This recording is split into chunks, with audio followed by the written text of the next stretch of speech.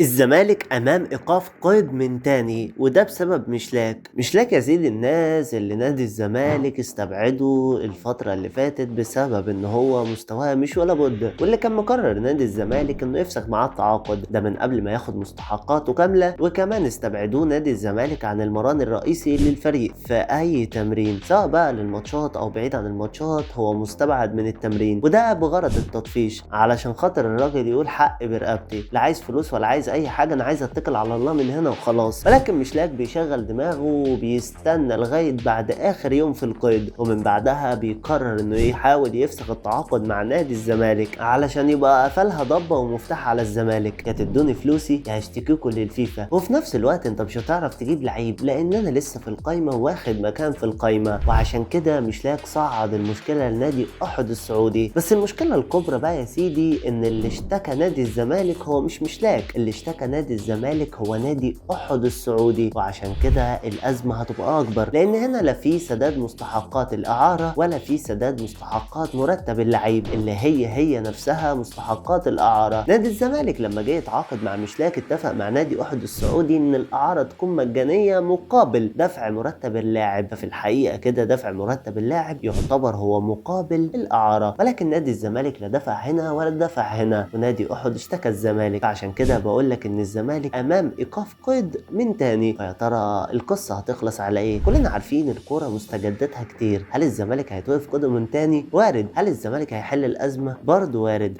ولكن المهم دلوقتي هو رايك في الكومنتات اللي تسيبه وتقول رايك في تعامل الزمالك مع ملف مشلاك بالاخص.